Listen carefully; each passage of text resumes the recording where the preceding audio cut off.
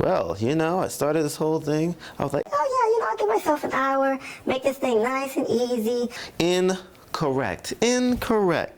No. Time goes past, things happen, the whole world has to revolve and get in your way to stop you from accomplishing things. Oh wait, let me put that thing there, let me put this thing down.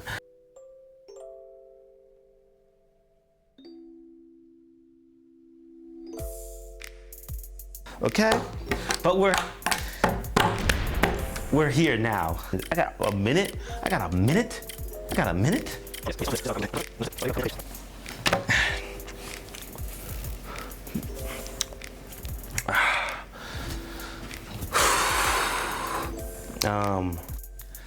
Okay, here I am making a comic into a movie. So like, copying is cool. Copying is cool and comics are cool. The dope part about comics is that sometimes they just suggest or like imply that there's a world and the audience kind of like rolls with it. They just go with it. Most films are too worried to do that. They're just too busy with that crap. I'm gonna add another extra line to every line that I say. Until cell phones made creating films really accessible, most films would put a lot of time or money into the background, just trying to make sure it looks right, which is cool and can suck you into the world. But sometimes if it's mismanaged, all that background information can become a distraction.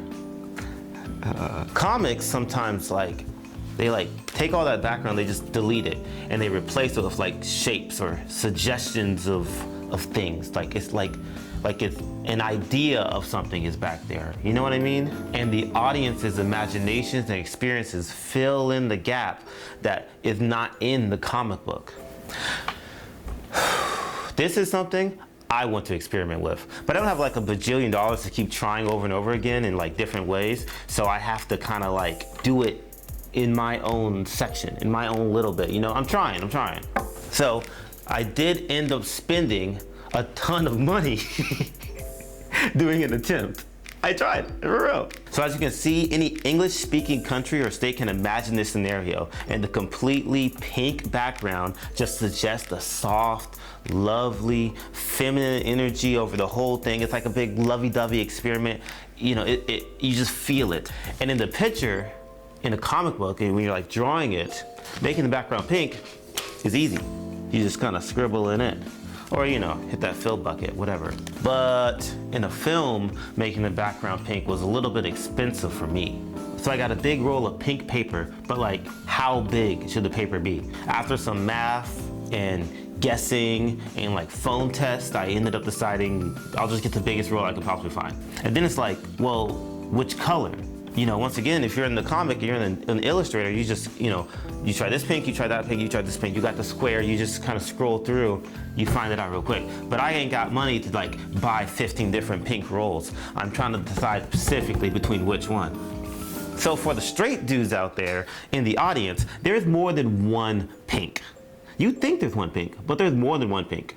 And that's something I didn't know until I had to know, until I made a film about a bunch of pink. And that's something I didn't know I would ever care about. But hey, I'm here for the adventure. So there's pink, and then there's pink. There's red pink, there's blue pink, there's light pink, there's a more saturated pink. I watched a pretty pink video about colors just so I could learn about the different pinks and how to like describe what I'm looking for. And that was only the beginning of my pink problems making this stupid pink film. So you have the background paper, the dress, the hair, and probably least noticeable of all is the skin. It's pink on pink on pink on pink. There are two pinks I had to choose from, like when you're like looking up online. There's coral and there's tulip. I want a green screen. What if I made the background? There's coral and there's tulip. Bing, bing, bing, bing, bing. I'm gonna just cut my head off the whole time, you know, whatever. Deciding between the colors but only seeing them online makes it really difficult, because the color on the screen can be different than the color in real life. And the material in real life can be more reflective or dull than the pink in the picture makes it appear. You know what I mean? And most importantly, if I pick the wrong pink, all the other pinks would have to adjust. So if I start here, and it need to be here, all these other pinks still has to move up. You know what I mean? So I delayed, I punted, So I decided I'll get the dress first. I found a dress, I bought it, it arrived, I didn't really think about it, whatever, pink is pink, right? The dress comes in and it looks purple. And it was like super small. So later she bought a different pink outfit, and it was definitely pinker, but it didn't match the style of the comic. Well, this is the issue. Like, I'm trying to remake the comic. Like, the pink is closer, but the style is further away. I was really nervous about her dress being a lighter pink than the background, because if it was lighter and I even slightly overexposed it, then the dress or the background would turn white. Like the dress would turn white in order to get the background right, or the background would be too dark in order to get the dress right. You know what I mean? Maybe if I hit my microphone more, I'd sound better. And to try to bring the pink back in post when everything is pink sounded difficult. Okay, so I have that issue, clearly. Time's passing, so I was like, screw it, I'm gonna buy the wig. The wig will be easier.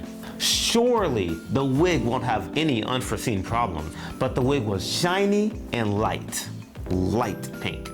And as you can see in the film, the light pink almost looks white sometimes, just with the light shining off of it. Now, I'm aware that I might be nitpicking a little bit, okay? But we're here. This is what we're here for. Me to nitpick. I got all this stuff here, I'm not even drawing anymore. So we found a nice dress. Praise the Lord, it matches the comic. Great. I got the more saturated pink tulip for the background color. It felt better. And personally, I think it worked really well. The comic is attempting something that, in my opinion, is so subtle. Like, it's not really pink on pink on pink, it's actually coral on coral on coral. And if you look closely or you look too much, like, it's almost the skin tones seems like they're slightly off.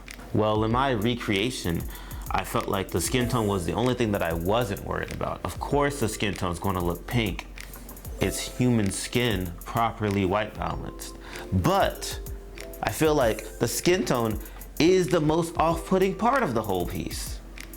A colorist could probably correct the whole thing pretty easily, but it's just outside of my wheelhouse.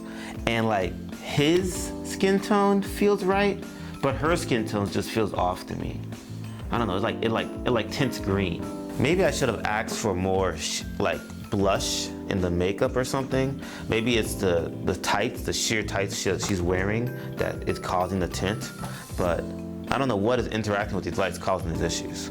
Maybe the lights themselves just had a little green in them. I mean, I was using fluorescence, and it's just because I'm a human, I noticed the skin more than anything else, you know? Anyway, isolating the pink from her skin, from the pink from the background, from the pink from her hair, from the pink from her dress, just proved way too difficult for me. And ultimately, I was trying to,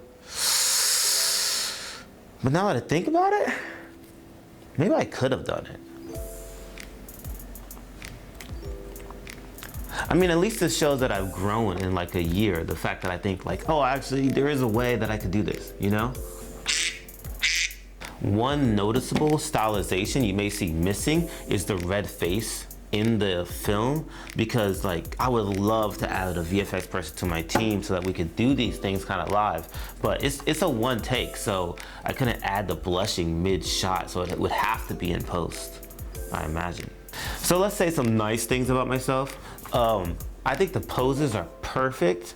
Like we're humans, me, you, I hope you're human, hope you're not a bot, but we're all humans, so like it's natural to kind of like move between poses while you do the thing. So the comic kind of had her just like sit there in this one pose the whole time, because I guess he didn't feel like drawing two pictures when, you know, you can just imagine her moving. But in real life, I had her hit like 4, 5, 6 poses in the film. Boom, boom, boom, boom, boom, boom, boom, boom, boom, boom, boom, boom, boom, boom, boom, boom, boom, boom, boom, boom. I think in the comics, her movement is implied, and so she just stays there. But I don't think it works as well in the film. Like, I could have done a more statuesque thing, but instead I decided to do more like heavy posing in each shot. Like, I know this is uncomfortable, but I really need you to arch your back and like hit this pose, hit this pose, hit this pose. Like, I'm like posing it, and I think it feels good. I don't know. You tell me if I'm a complete idiot. I think the guy is spot on. I mean, the blue, the movement, the poses. I just think it's all right. Can you see my eyes? Can you see my eyes? I'm gonna look down some more. Which to me is the most interesting part. It's almost like it's too right.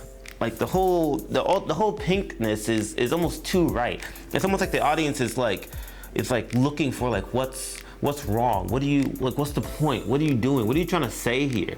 I think that's what happens a lot when I'm showing it. When I show it to people, it's like they're not really getting it, right? It's a lot of like. Okay, well this is nice. Who cares? I think it comes from not recognizing the scene. It's like, I think it's just so familiar for people who've been in relationships. The non-fighting fights, the I can't stay mad at you, the tension between relationships, even though you both love each other. But I think audiences kind of expect more in a movie, like they're expecting to see something. So because of that, I feel like I had to add something. I had to add a little flair, like an aesthetic change. I heard a criticism that they don't seem intimate in the Pink one. So, I was like, we need to add more, because in the comic book it wasn't intimate, in my opinion. So let's add a little flair. Let's do an aesthetic change. Great. Goth. Goth is a weird thing. It used to be a part of like a countercultural lifestyle. It was an attempt to show that you're different.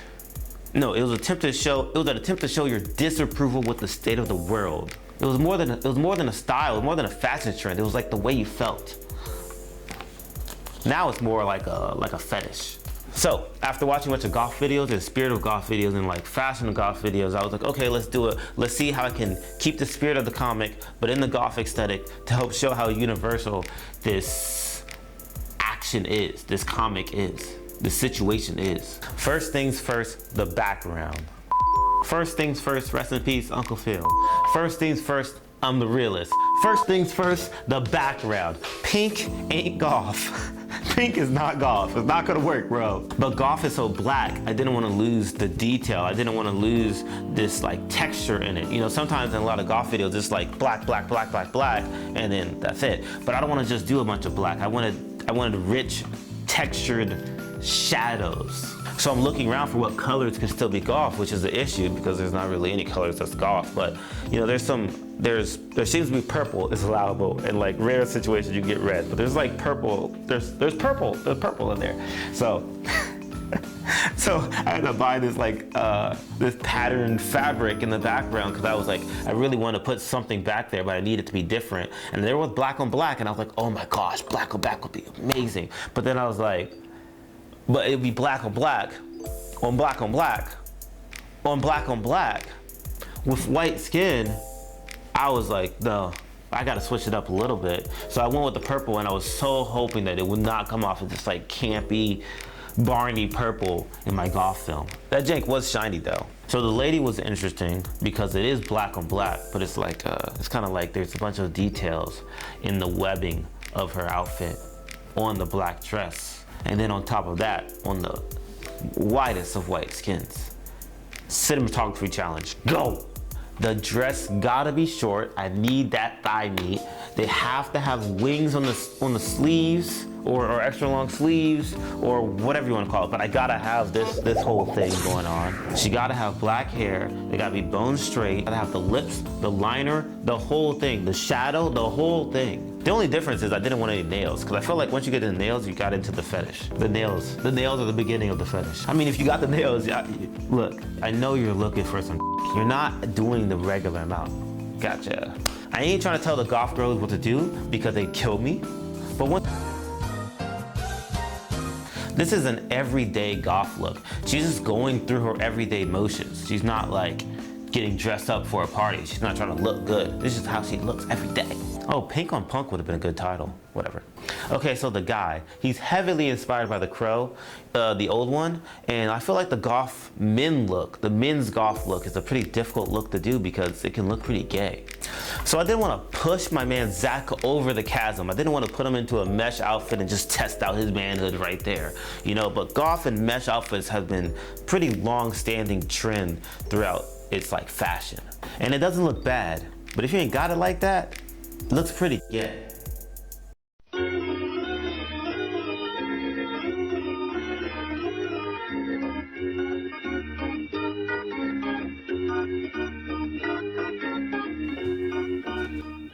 Hi, I'm Mojo. This is the opening of a YouTube video. I don't know.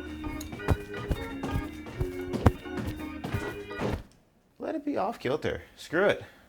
Everyone will be like, wow, Mojo, you're so avant-garde. This is the manly side note. Okay, I just want to step aside for a minute. You can come here. We can be friends. We can be buddies. I can explain things to you in detail. Now, in manliness as a whole, there is a gay carve-out. What? Okay? There's a gay gap, a gay chasm. Okay? This thing is like the uncanny valley of gayness, the ungaying valley of manliness, actually. This thing is like the ungaying valley of manliness. Are you sure about Is ungaying even what I'm trying? What am I?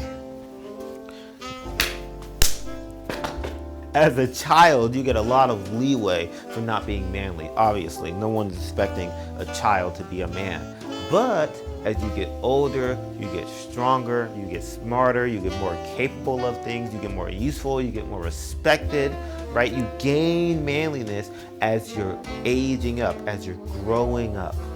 So naturally you start mimicking men, right? You start mimicking the strong ones, the smart ones, the capable ones, the rich ones, the good ones, the respected ones. You start mimicking them as a way to build up your own manliness. And that's a very normal thing to do as a child. And once you get a certain level of manliness, you want to start testing your place in the community through rebellion, because rebellion is a really easy way to see if people respect you, if people put up with you, if people tolerate you. I don't know if tolerating is particularly manly, but if people will like respect you as a man, if you do a little bit of rebellion, a little bit of pushback, a little bit of like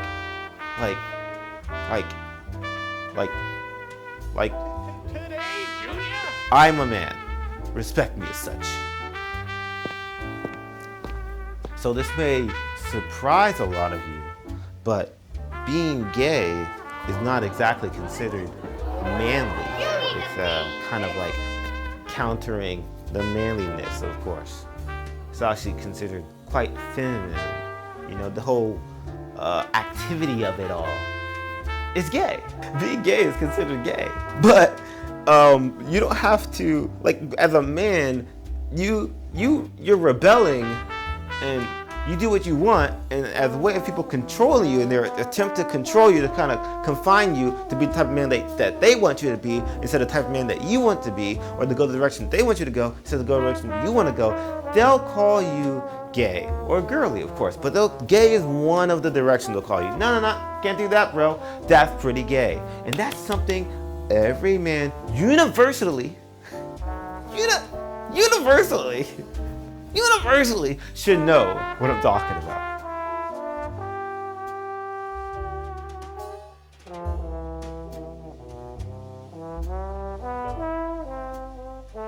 They're trying to stop me, but they won't stop me. I will get this out if it takes everything I got. I don't care if this mic keeps dying. It's happening. It's coming out right now, okay? We're doing it. We're pushing through. And this is what it's about. This is manliness right here. This is what it means to be a man. Is that even though there's things in front of you, you're like fighting, you're struggling, you're getting it done. And that's what I want to talk about today. Because one of the odd things about being a man, one of the odd things about being a man, about being manly, is that when you're a child, you're not manly. Duh, obvious, okay? I'm gonna get there, hold on a second. When you're a child, you're not manly. You're just a kid, you don't matter, whatever. Obviously, little kids aren't manly. You grow up, you get smarter, you get richer, you get more capable, you get more will, more drive, you get more respectable. You get more self-control, and you're growing in manliness. You're getting better and better and better. And naturally, you get to the point where you want to start testing how manly you are. And so you do a little bit of rebellion in order to test where you are in your manliness in comparison to the people around you. It's natural. It's a normal state of being. I'm a man, you're a man, let's wrestle. just to find out, am I, how strong am I? I'm a man, you're a man, let's debate something. We're gonna find out where I am. I'm a man, you're a man. Let me say something edgy. just to find out if in this community I'm respected enough to say this stuff. Okay, you're a man, I'm a man. Let me just not do what you say.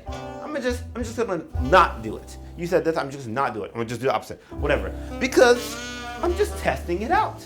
Just trying to see how manly I am. And I get it, it's a normal, it's a natural thing. And as you do that, other men, older or younger, or the same age, other men will attempt to control you, and one of the ways they attempt to control you is calling what you do girly, and more specifically, calling what you do gay. That's how they'll control you. We've all experienced this before. It's not a new phenomenon. There's not some sort of weird conglomerate that comes out of nowhere. We all know what I'm talking about here. That crap gay, okay? Human, that's gay. But where's the? I can't even say it here. I want to say it here. I'm in public. I want to say it here. But you know the clip. Play the clips. Play the clips. I'll play the clips.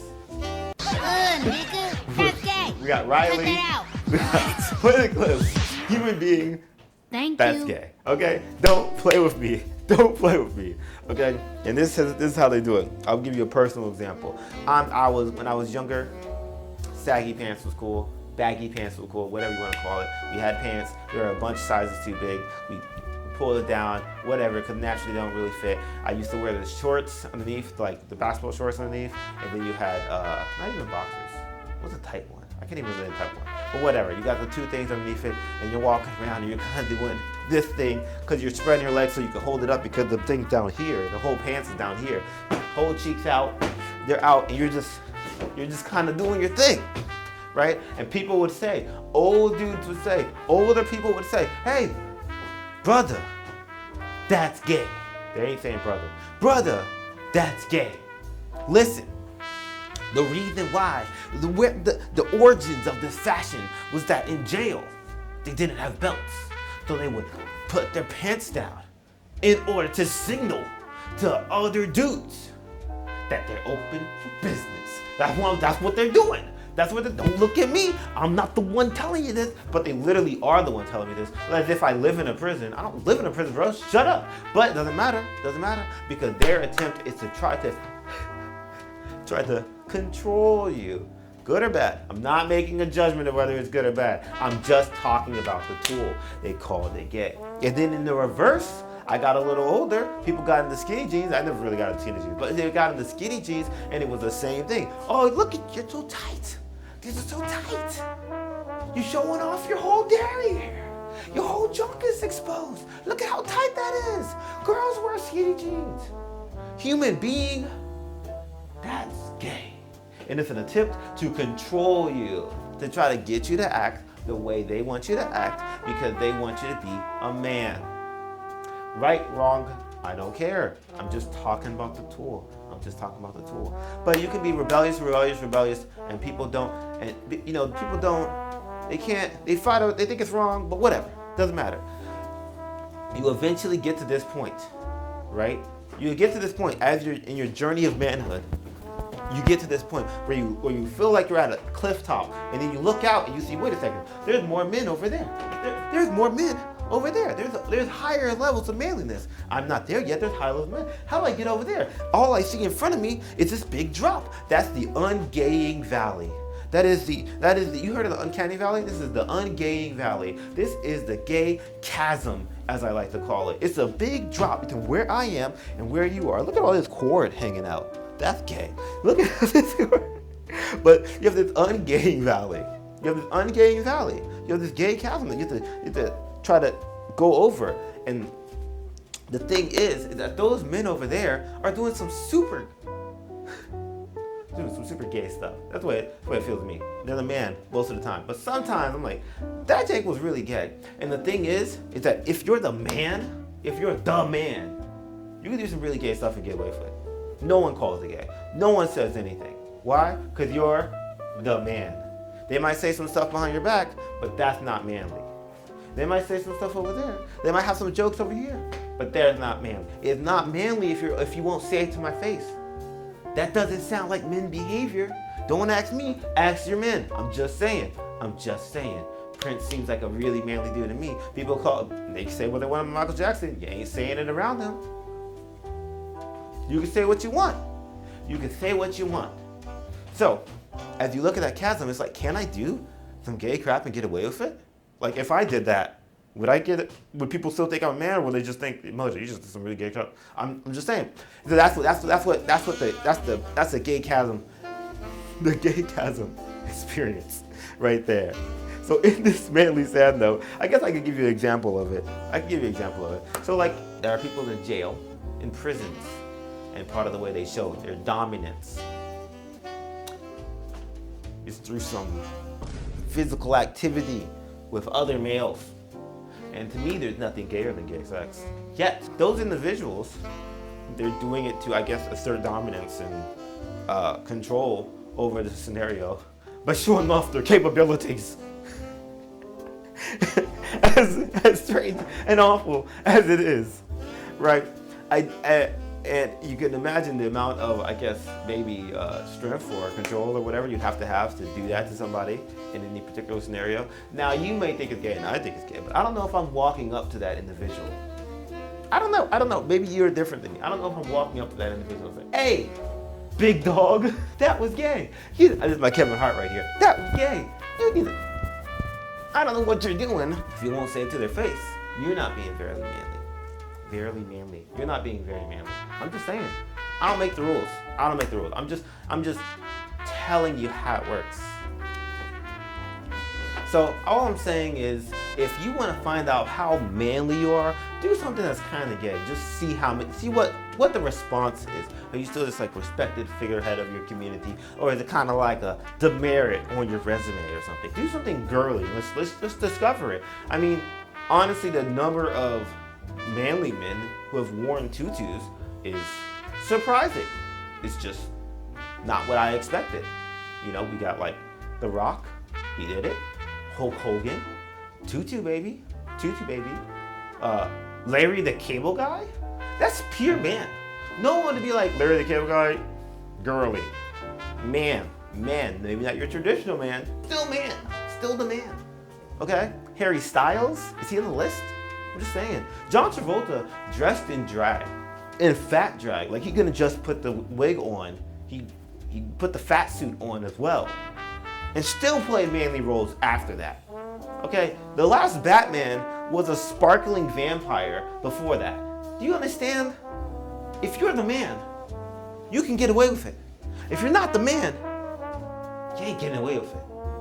But that's up for you to decide. That's just for you to decide. You don't have to try it. I didn't want to try it. I didn't want to push Zach off the gay chasm to find out if he can fly. I was like, let me slip that. But, you know, let me go back to sitting down, okay? We're done talking at this height, this size, whatever. We're done. I'm brand new to this. I'm brand true to this. I'm brand new to this. I'm brand new to this. I'm brand new to this. I'm brand true to this. This is about to be the worst video I've ever done, but simultaneously the best video I've ever done. And you about to see it. What's up, losers? I'm Mojo. This is your second video. Enjoy. And like I said, goth is a very rebellious subculture, a rebellious look, a rebellious attitude. If I make you uncomfortable, even sexually uncomfortable, good. Screw you. Deal with it. So in my brief time in this goth movement, I didn't want this scene to be kind of confusing or questionable. Like, oh, is he straight? I don't know. I want it to be clear right off the bat. They're in a relationship.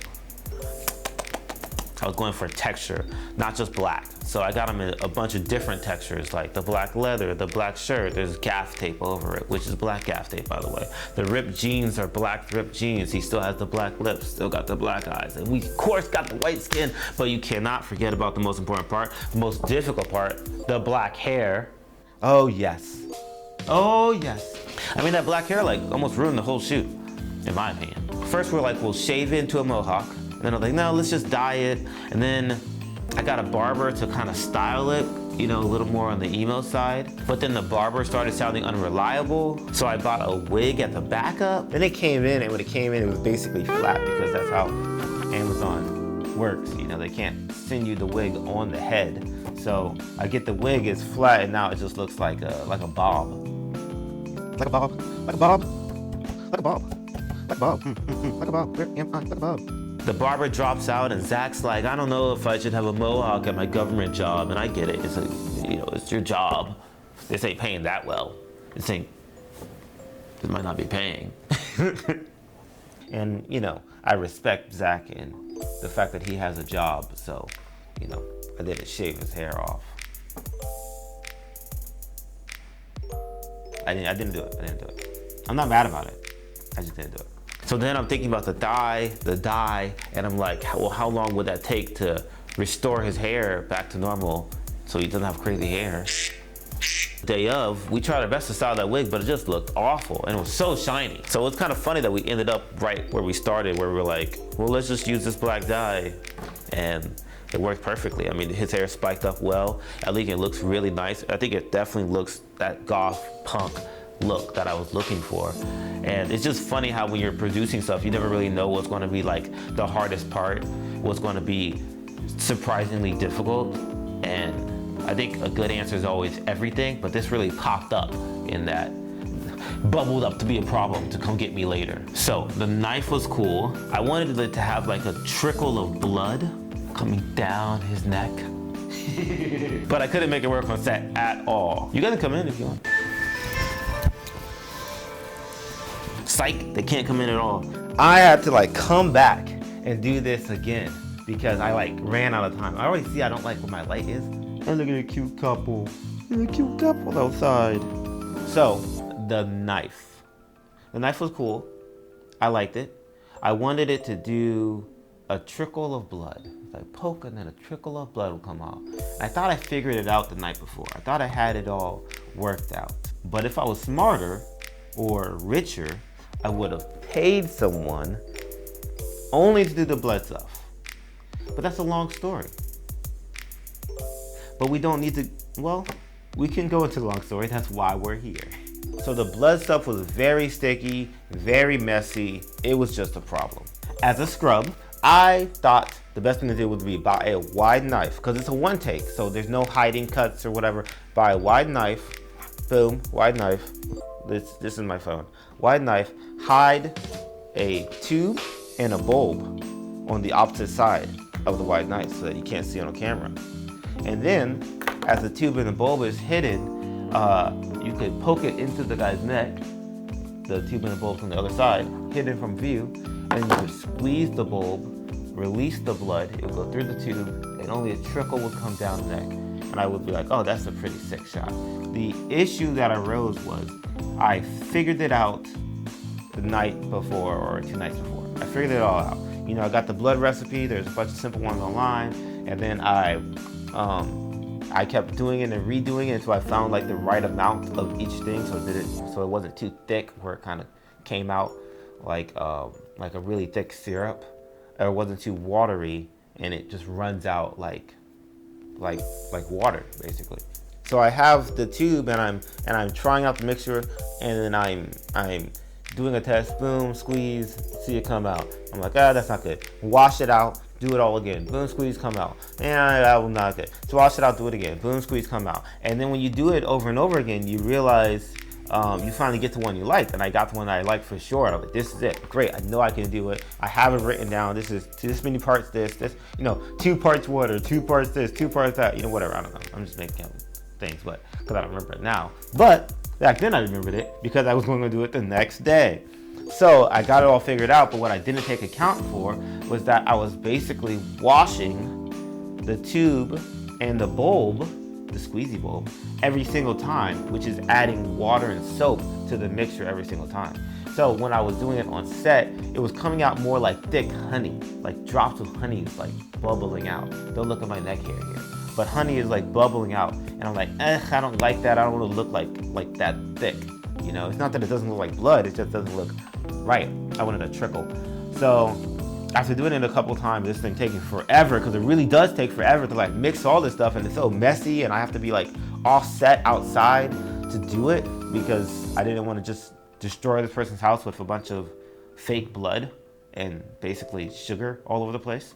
I come in and I'm using it and I'm like, this just isn't quite working the way I want it to. And really, if I wasn't so hard-headed, I would have just added water and I think it would have worked. just fine. I don't even think I needed the soap. I think just adding water, it would have worked. Even if it is a little bit watery, I still feel like it would have been cooler to see the trickle than to not see the trickle. But I was running out of time. Okay, so the other issue, which is something you probably don't notice in the film, but you only notice it if you're like making it, was that the way she pulls the knife, because it's all one take, once again, there's no cuts, there's no hiding. The way she pulls the knife is this way to this way, right? Which, if you can imagine with my phone, it's this way to this way. That's what we try to do. But it's kind of like you want to turn your wrist as you do it. That's the way you kind of want to do it. You want to reach down, bop, and then you want to turn your wrist and then put it into his neck. But then we kind of have to do it where it's like, if you're holding it, you're almost holding it like, how did I do that? Like this, I guess? I don't even remember. But it was like a weird functionality for her wrist. And it's one of those little things where it's like, oh, I was focused a lot on the blood, and now like even the hand motion feels weird and wrong. Nitpicking maybe. I truly believe that with more time and effort and maybe a little bit of VFX knowledge, I could have added that trickle of blood in post. Like I thought about, getting a mannequin head, covering it in green, pouring the blood down and shooting that and being like, oh, that's resembling the neck. I thought it could be even easier just having the blood come down just a slope. Like I don't even need it to be neck shaped. It could just come down a slope, record that, and since I'm gonna make it so small in the frame, it might actually work. Also just getting some blood VFX and just, patching that in there, doing some masking work so that it goes around the knife, because that's the idea, is that it's on the back side of the knife and comes down. I think that could have worked. But that's not to say I don't like what we ended up with. I think what we ended up with was really cool too. Will that lady think you're some weirdo who's just constantly talking about gay stuff? I don't know. Right about weirdo, wrong about gay stuff. Come on, guys. But that doesn't matter. You have to edit your own project faster, quicker. And I feel like a lot of these projects, not just the Pink and Goth one, but a lot of these projects took months to edit it, even with 3 of them taking essentially 2 years to edit it. And they should not have taken that long, and that's really your fault, and you're gonna have to correct that. But this one, I really am thankful to Zach that he put in most of the editing work, because like I said, it's 2 one takes. But the amount of insecurity and just just insecurity of like looking at my own shot, of seeing my own flaws, of thinking like, oh no, will they like this? Will they like that? And whether or not they like it, it's like, do I like this? Do I like that? And it's like, dude, get over it. Get over it. You're not in high school anymore. You're too manly for this. You gotta just edit it. And I kind of don't edit it, and don't edit it, and don't, and more time pass. But I know the solution. I knew the solution, and I'm gonna apply the solution in the future Mojo, which is to set the punishment in advance, which I had the punishment set. There was already gonna be a room full of people waiting for this project to come out, and they were sitting there waiting, so I knew I had to edit it in advance. So I actually did edit it. I just put that punishment 6-7 months away from when I shot it. I may have shot it in April, honestly.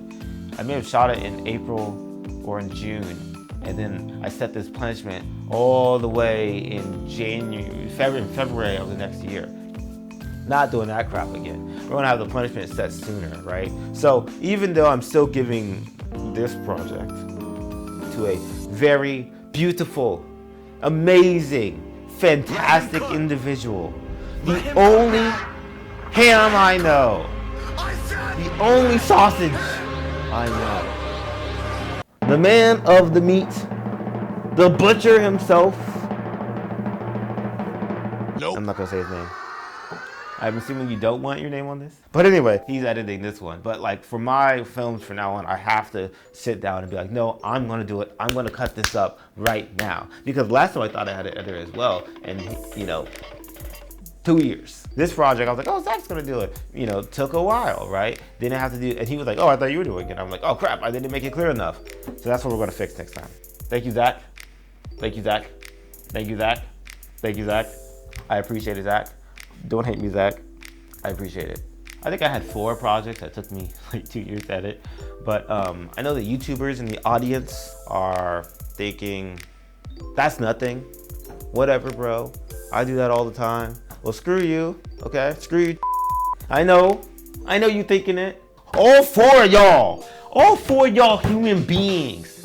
Okay? Screw all y'all YouTubers. I don't do this YouTube stuff. I'm not used to editing myself. I don't like it, okay? But I'm gonna do it next time. Okay? I gotta man up. I gotta jump the chasm. Actually, I feel like I never said my name for this whole project. Like, hi, I'm Mojo. Is it cool to hold my hello? I'm Mojo. Thanks for watching. Don't subscribe, please. Oh my gosh, that's not what we want here.